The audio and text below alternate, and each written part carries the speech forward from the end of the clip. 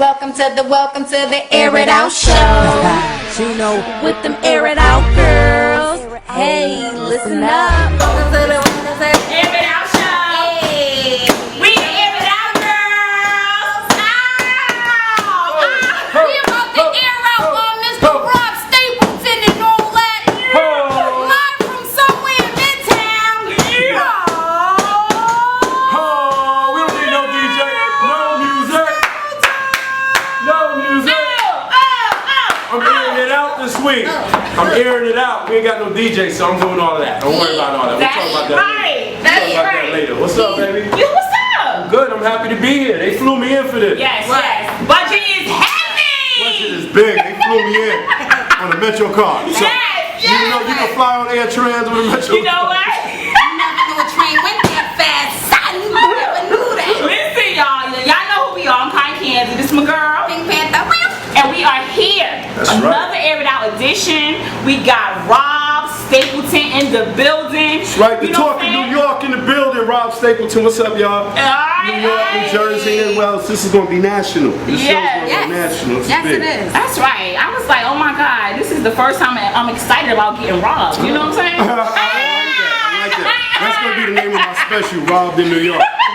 Robbed in New Oh, we York. want money for that. Okay, give it to the You discovered that here. Yes, yes, yes. Listen, I know some of you, you're saying, of course we know who Rob is, but some of y'all might be like, all right, who is Who Rob? is he? Who's the big black dude? With the boy head. So tell People everybody don't know why. who you is. What's up, Rob Stapleton, comedian. Y'all know all the TV shows, Def Comedy Jam, Bad Boys of Comedy, BET when the people were really watching it, First Amendment, Martin Lawrence, Jamie Foxx, all the he TV could go shows, on. all of those credits out the window, Comedy Central, all that other stuff. But I'm in the house today. I'm one of the most realist, down-to-earth people, comedians you're going to meet. We're going to have some fun today. We're going to talk about some stuff, and we're going to have a good time. Cotton candy. Don't saturate the cotton while you get bored. The cotton candy, all right. Want anything else to get on? No, that's no, because I know you. Hey, shout out to you. How you doing? Matrix on your end. Okay, man. Can you feel the energy in the building? Can you feel the energy from the energy dogs? It's blowing around. I'm high on Gatorade and Red Bull right now. Oh my goodness. All right, you know what? Let's get right into it. Let's talk about comedy. Yes, All right, people, it's a lot of people they think they funny, and maybe they at the cookouts and stuff like that. Their cousins be like, yo, you funny, you should be, you should be a comic. Da, da, da. Could you let people know what is something like a key to either being a stand-up comedian or just a funny cat? Is it different? The answer to that is people got to keep it real at all times. People always come up to me and be like, yo, I'm thinking about, getting into comedy. There's something that I want to do.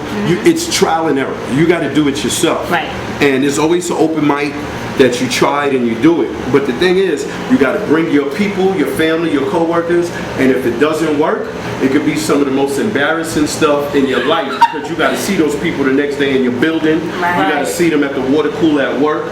You know what I mean? And a black audience keeps it real with you. Right. If you're not funny and they gonna drop $40 to come see you, they gonna let you hear that because they want that $40 back. You know what I mean? So at the end of the time, when you on stage, it's real at that moment. It gets to the point where you could be at a show. Dave Chappelle could pop up, Jerry Seinfeld, Chris Rock. The crowd would go crazy if they didn't know he was going to be there. Right. The first 5 minutes, they're going to give it to him because he's there. Right. They're happy. They're like, oh, shoot, I'm going to tell everybody. That's why that bitch is there. I told you. Everybody had a good time. Right. But after 5 minutes, if he ain't funny, black people start picking up their phone. Right. It's a realness that no matter who you are, you got to keep it real. And that's one thing that keeps most of the comedians going because each show is different. Right. Each show is never really the same. You can do one show at Caroline's, go to another show and do an all Spanish show in East Harlem, and then at night end up in Brooklyn in a Caribbean all black room and think you fooled everybody because they ain't laughing at you at all. You know what I mean? And then you start. There's no worse feeling in the world than being on stage and no one laughing. Oh my you start rethinking your whole life. People be like, why? You start thinking about, man, I wonder if the post office is still hiring. I get that job at CVS, I get unlimited counters. You start thinking about all type of stuff. It all flashes through your eyes. So, you know, that's why I tell the new comedians or people that want to be comedian, if you feel it and you really have, because nobody expects you to get standing ovations the first time. Exactly. You just want to do okay, add to that, add to that, add to that, and get better and get better and better. It's like when you go to Vegas, people play and they win the first time, they think it's easy. They think, oh man, I got the thing. They go back and lose their ass. I can say ass, right? Yes. We all got one of those. Yeah, everybody got ass. What do you? Not They got everybody. a lot of ass. They got a lot of ass. Don't zoom around. That's the behind the scene footage. A lot of ass. That's what happens when we stand up. Right. A lot of ass. Right now, the cheers like this. You stupid. Come to commercial. Come to commercial. Stop it. What do you find? Well, you're much more experienced now, but like in the beginning. Sexually? Right? No, that's just okay. I'm sorry. Well, I heard things. Okay, so. You looking over here? Oh dear. Really serious. Don't cut below the table. Right. I ain't got no pants on. No pants on. We just lost Iowa. We just lost Iowa. Right now, there's a lady. I'm calling the show. They need a studio audience, baby. They need a studio. I want to see under the. I want to see under the table. It's stupid. What's your question? I'm sorry. My question was, what did you find worked better for you in the beginning? Freestyling your routine or having something written? Key points. At first, when you first get into this game, you gotta have some jokes. You gotta have some type of structure. You can't go up there freestyling because you're already nervous. It's dark when you're on stage. There's those lights on you can't see past the front row, and that's the first initial thing that's hard to get past. And then hearing your voice on the mic. So you gotta have some type of material because when you up there and you knew it's not gonna come out the way that you wanted to. So let me take one of the worst shows I ever had, right? I used to work at a phone company, right? And when you knew you had to bring people, they got to make money off of you in order to let you go on the stage. Right. So I was at a club called the Comic Strip. This is where Eddie Murphy came from, Adam Sandler, a lot of these people, right? So I'm at there, you're supposed to bring 5 people. I had like maybe 30, 40 people came out, they believed it. I was like, oh shoot, everybody coming. Right? So I'm like, all right. So they all sitting in the crowd and you know, other comics are coming up and they doing okay. But then I'm getting ready to go on next. And then Chris Rock walks in. You gotta realize this isn't HBO 1 hour Chris Rock. This is Chris Rock that was under Eddie Murphy. Like, people still knew he was. Well, I'm gonna get you sucker Chris Rock. Not the you know, growing, you know, not that, you know what I mean? So long story short. They still calling me Chris Rock? Yeah, they can't get one red. That Chris Rock, you know what I mean? So we at the show, right? And he walks in, so I'm like a fan. I'm like, oh, what up, Chris? You know, whatever. And I didn't know when you're a veteran that when they say they want to go on, they get to go right on stage. So he went and ran right on stage, and he stayed on stage for like an hour, you know, just doing whatever. And the crowd went crazy, and I forgot that I was on the show. So and then he was like, Rob, you next. I was like, oh wow, like I was here, right? So I was next, and I went on next, and I did so bad. Right, I had to do this bad in order to do good later on in life. I did so bad during that show that I could hear the cabs and the cars running outside. I could literally hear the rain dropping outside. And I did so bad. Everybody, this is how I first knew that your family and friends would turn on you. Because I'm on stage, right? And I could see the looks on their face. They were looking at me like, oh no! You know when black women do this when you're on stage? I know, right? I was like, You in trouble? oh, I just was getting smaller and smaller. I got on stage, oh, that was the worst. I wanted to use every sick day I had for the rest of the year. But what I learned was looking at that videotape what not to do no more. You know what I'm saying? And go up there and create your own energy. You know what I mean? But that's part of the game of being new and then being a vet. You know what I mean? Those are the little things that you just learn.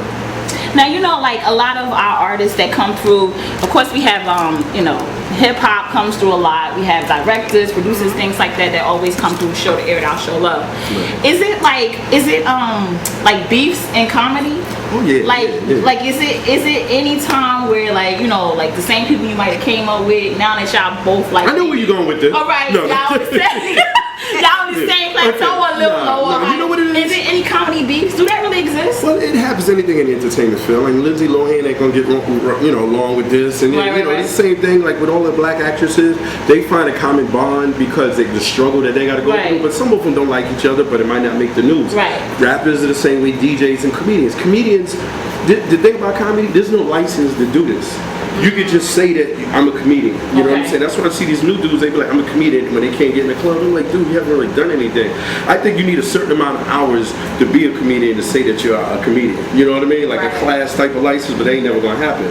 But the thing about it is that comedians, we can blow at any point. The right audition, the right thing you could do. So it's like a crab in the barrel syndrome. When you're gonna make it, they want to grab you and pull you back. You be like, yo, why he made that? How he got that? You know what I mean? Because comedians aren't really friends.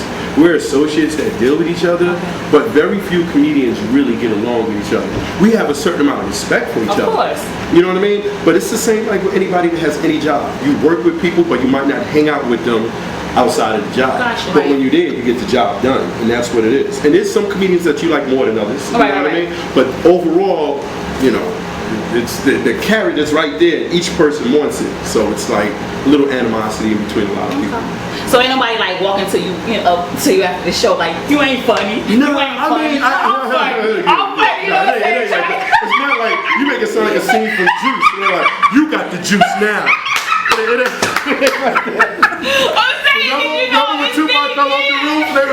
They said, oh my God, you got the juice now. And let him go. When in life has that ever happened? I'm just saying, people be beefing, like, I'm better, my crowd is more like. No, you know when they really say that? They'll say that to another comic, but they don't really say that in your face. Right. Like some comics are known for stealing material. People, to me, I'm the type of dude to address you and say it. You know what I mean? People really don't say, they'll talk behind your back and all that type of stuff. Yeah. And I'm not saying there's a lot of good dudes out here. A lot of comedians are good dudes, but then in anything, you got good people and you got bad people. You know what I mean? But to answer your question, there's animosity between people, but we get along enough to get the thing done. And some people you get along with real good. You know what I mean? Like when we were doing the Top Dogs and the Kings of Comedy, you know what I mean? It's comedy, it was real good. It's like 4 or 5 of us, you on the road, but it's just like any other group, like New Edition, you know what I mean? They get together, they break up, they get together, they break up. It's the human factor that comes in. Just like brothers and sisters, you love each other to death, but when you're living under one roof, you need your space. But then when you live here, and you see each other at the cookout, you're like, you start living with each other. You live with each other for a couple of weeks, you're like, when that bitch leaving? When that bitch leaving? I hate that. She eat all the ribs. I know she ain't got my shoes on. I know she ain't got my shoes on. It's true. But shout out to Top Dogs because that was hilarious. Top Dogs, you had Will, Capone, Dirty South. I see you. And it was just like it was a lot of talent. It was so good because each one of y'all brought something that the other didn't have. Like one could just bring it with the street hustling, and the other one got the sexual craziness, and then it was observational. It was, and each one of us has so much energy. And then we were all pushing each other. You know what I'm saying? It's like how LeBron pushes Carmelo pushes Dwayne Wade. You know what I mean? To each make each other better. You know what I mean? But hopefully again it'll work again. You know what I mean? Everybody's doing their different projects. Hopefully come together, especially if there's a check involved. You know what I mean? Yeah. I was just like,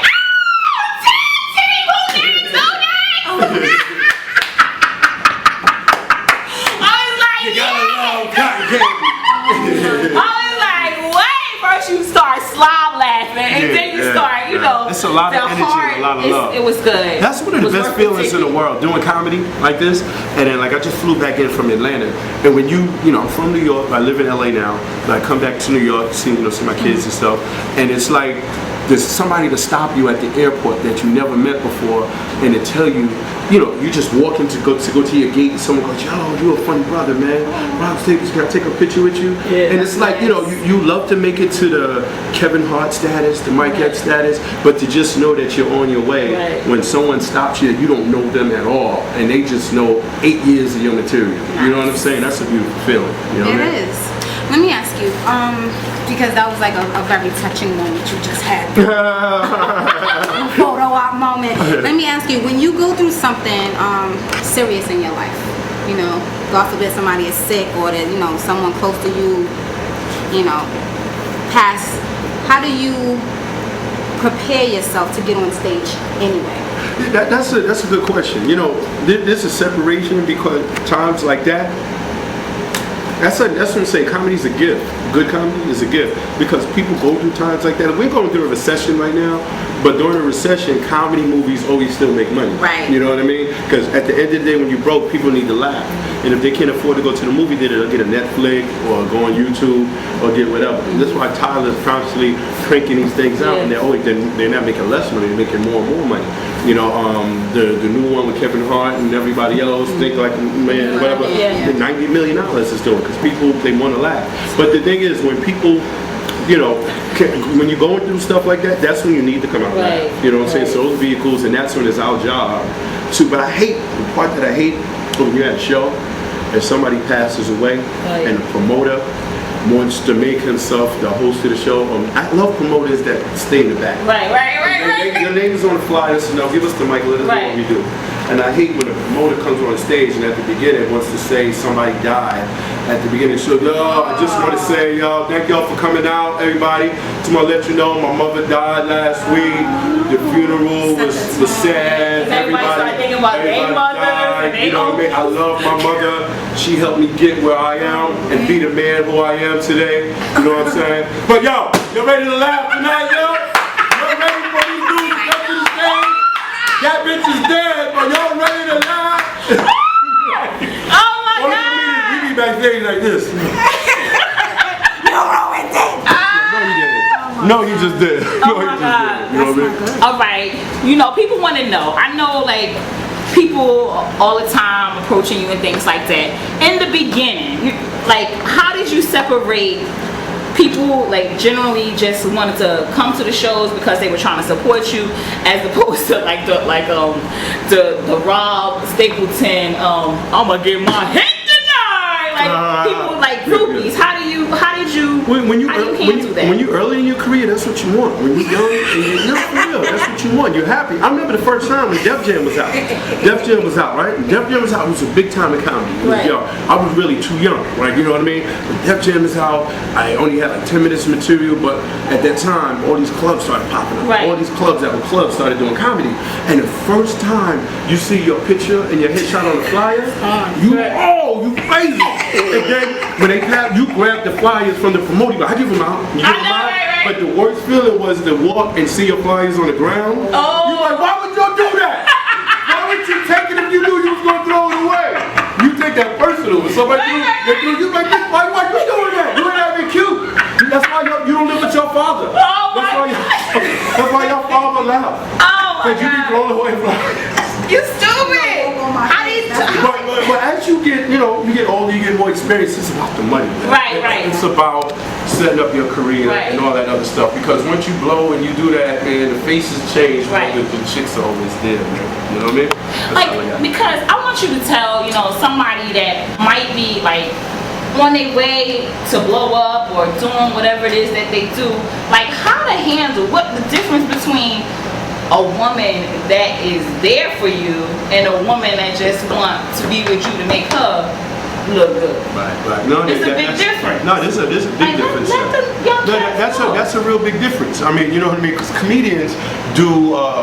Comedians, there's a lot of people are really unstable and all that other stuff, and they want to be with this person, to be with that person. But when you find that right person in your life, you know it. You feel that connection in your heart. So when you're away from them, you do the right thing. You know what I'm saying? And that's something. It's just same way with people that go to church. When you stay from church long enough, something in you tells you to go. That I got to go to church this Sunday. You know what I mean? It's the same way when it's a matureness that comes into you that it just hits you. You know what I mean? And if it's a real person in, you could be far away from that person, the realness comes out. I always say, even when you blow up, if you're an asshole when you broke, you're gonna be an asshole when you got money. Right. You know what I mean? People change around you, but it's the people that change around you. What you are, and really. it highlights who you are. If you're an asshole when you're broke, you're gonna be an asshole when you have money. There are people like he changed. No, he was always the same. he was always like lower that. extremity. You know what I mean? He was always. You know what I'm saying? Right. I mean, that's how it is. That's why when some people meet. You meet some people like Cedric Entertainer. Cedric's a good dude. Right. You know what I mean? When you meet people like Dave Chappelle, Dave's a good dude. It's the what this business makes you try to conform into that Dave refuses to do it. But a lot of people do what the industry wants. And when you find somebody like Dave that says, no, I'm not going to do it, they label him crazy. And he's not crazy. The dude's a genius. He just, everybody goes, what's the matter with him? Like, people always feel like they got a whisper when they talk about Dave. Right. What's wrong? Like, Dave will pop up behind the crowd. They always whisper when they say, like he's on the phone or something. Politics. Right. And there's nothing wrong with that brother. That brother's a genius. He just stepped out before he got crazy. Right. You know what I mean? Charge up his batteries and do it over again. You know what I mean? Let me ask you something. Speaking of coming up and making it and people changing around you and money and stuff like that, for every performer that's going to come up now, you know, just like with a job, just like I'm waiting for my promotion, yeah, that's a plug. So anyway, when you get that first check, that first big check, you know, some numbers you ain't used to, you be like, what is that moment like for you? Because I know that you've experienced that. So what is that like? I mean, it's still it's that check, and it's the check that you look at for the future. You know what I mean?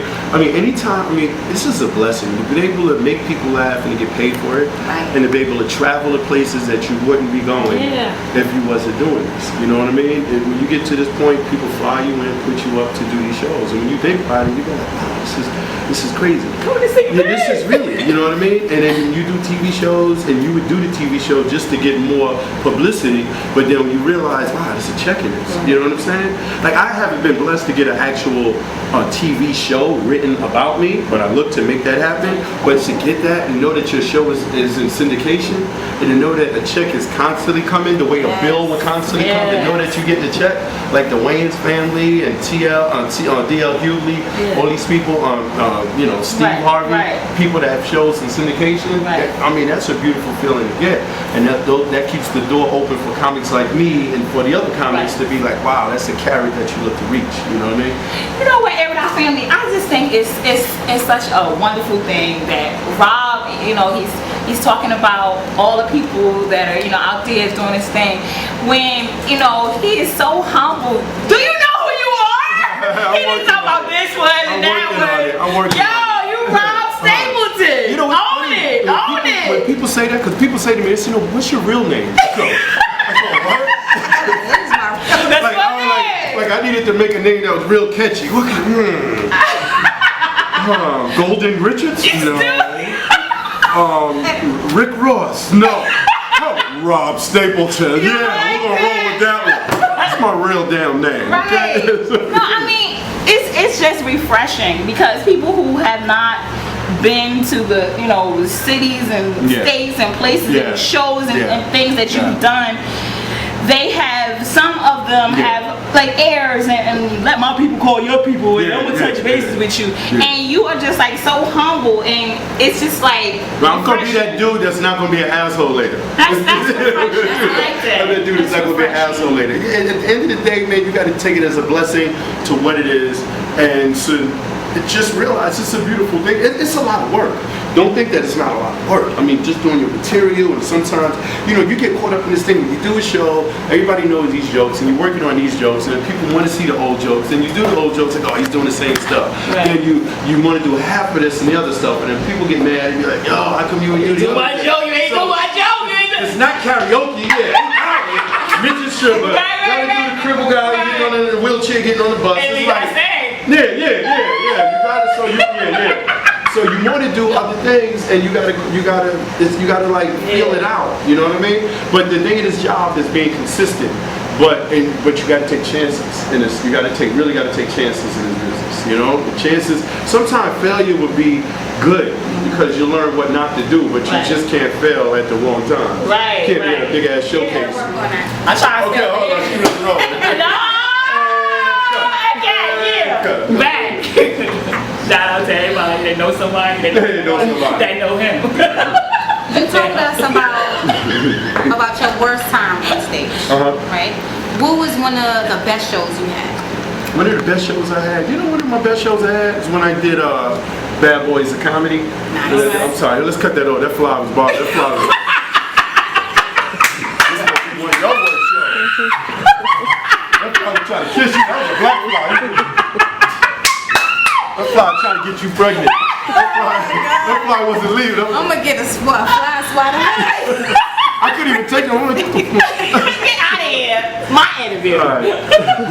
So one of the best shows I had, there are a lot of great shows. Sometimes there's shows where the crowd's not a lot of people in the crowd, and you just talking to them and you connect, and they be like, dang, I wish this was a videotape. Right. You know what I mean? But one of the best, when I did Bad Boys of Comedy, because I was mad. I was angry. And I turned my anger into energy, because when you do TV, people don't realize the sequence that you really take. Right. You know, they take like 5-6 shows in one day. Right. Sometimes it's one crowd. That crowd is sitting there from 4 o'clock online to 11 o'clock at night. You know what I mean? Sometimes people don't realize that. So you, as a comic, you want to go on early while the crowd has a lot of energy and get out of there. You know what I mean? And I ended up, Puff asked me to go on last. And that day, you do not want to be last with that crowd. You don't want to be last, because when they edit it and they do all of that, people don't know on TV. When they look at it, they just go, he ain't that funny today.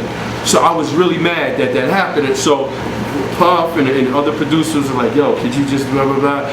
When you say at that point, it can't be hard to work with. You go, yeah, you know what I mean. So when I went up there and they shot it in Brooklyn, so that's one of the edges that I was like, I'm gonna be real New York on this, but real funny at the same time.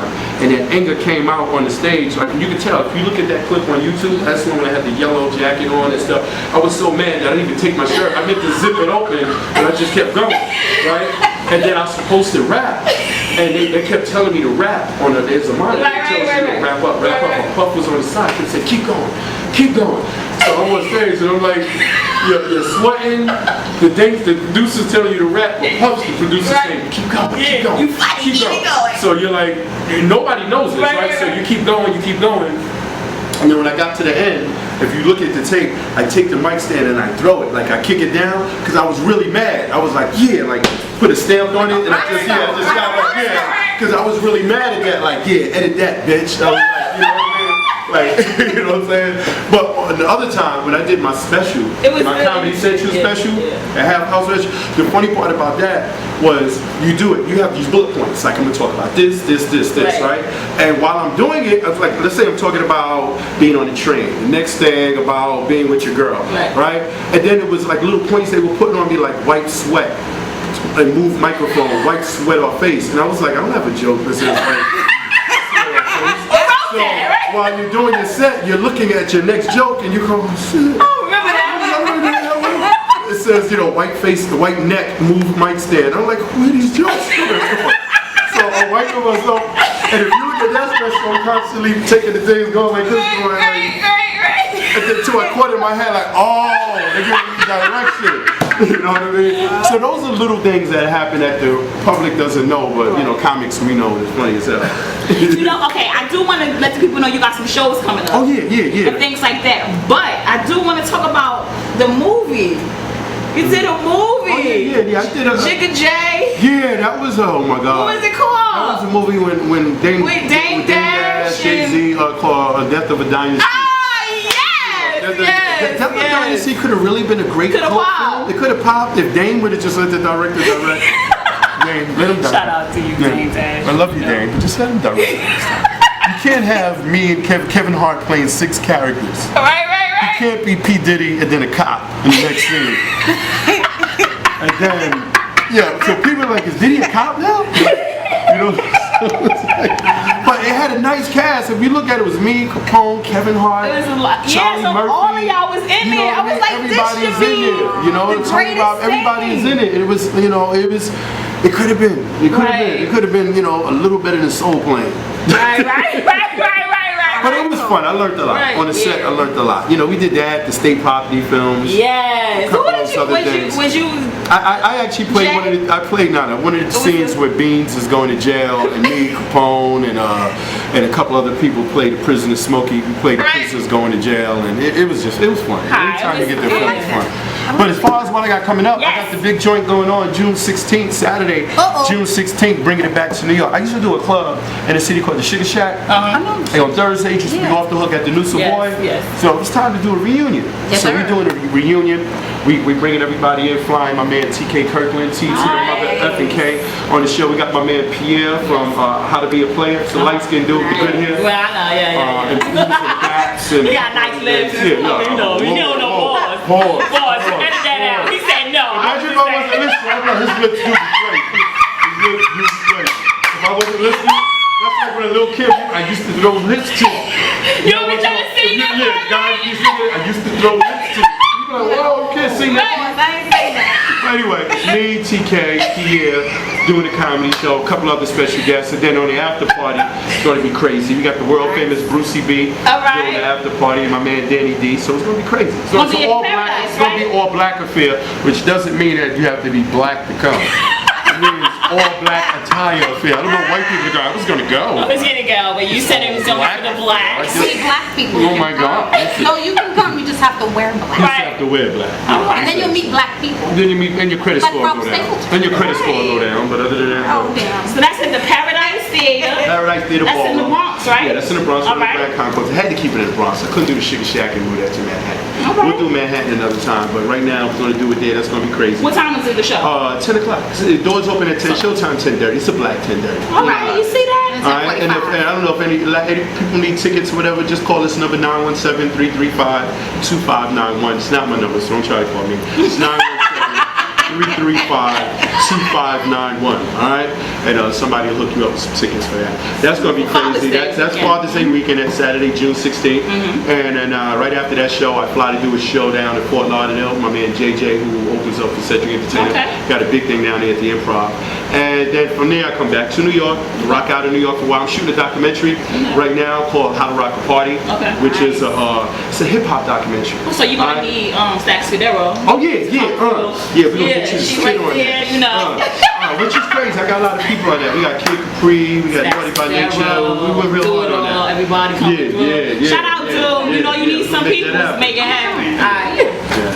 So we'll talk about that. We'll get that in. She pinched me under the table. Yeah, you know what I'm saying. Doing that, and then I got the big thing with Jamie Foxx in July. We're taking that to Atlantic City. All right, Atlantic City. You know what I mean? So that's going crazy. A lot of good things happening. All right. So how can they keep in contact with you? Okay, keep in contact with me. You can hit me on my Twitter. It's at Rod Stapleton 1. All right, Rod Stapleton, STAPLETON 1. You can hit me on Facebook. If you're cute, I might accept you. I'm only playing. Hit me on Rod Staples. I got my page and I got my fan page. Hit me up, man. I like to hear what you people got to say. I appreciate the people that like the work, that don't like the work. I need to hear that too. You know what I mean? And hit me up with what you want to hear. You want me to come to your city and see if we can set something up? Let's make that happen. All right. So you got the Twitter, you got the Facebook. I'm not on Instagram. I don't know. Do you give people your Instagram? How does that work? Is it your name? Is it just your name? I don't even know. You taking pictures? Taking pictures? Yeah, Instagram is for when they just try to adjust how your picture looks. They're like you just need a lot of work. So it's like it's like Facebook, but you just capture it in pictures. Yeah, I can instead of statuses. So while we want to, shout out to the people that is different on Facebook than on Instagram. On Facebook, y'all are innocent, and then on Instagram, y'all half naked with crazy pictures. Shout out to y'all. So Instagram tells a story through pictures? Yes. Is that what it is? Yeah. It's just a bunch of pictures that you post. Shout out to y'all, And big shout out to the people still that won't let MySpace go. Still hanging on to MySpace. You probably the same person that still has a beeper.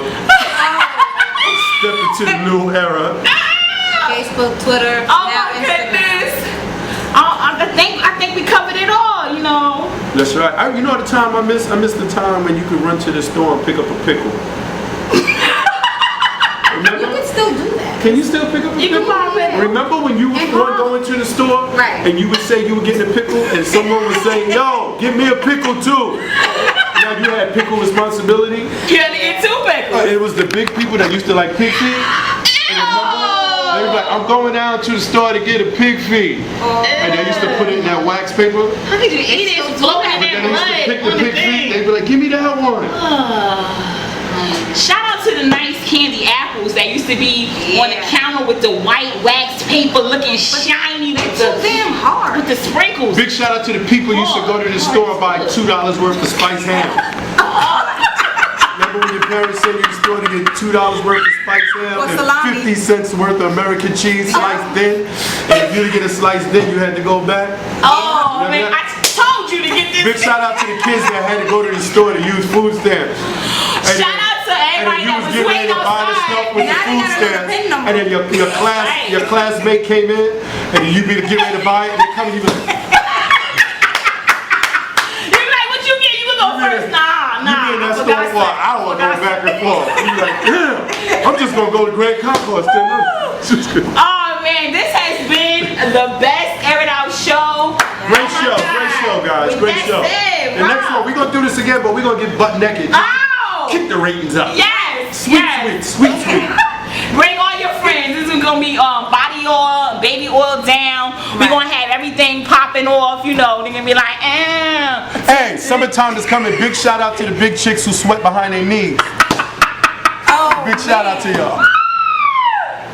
oh my God. With that said, Rob Stapleton. you have been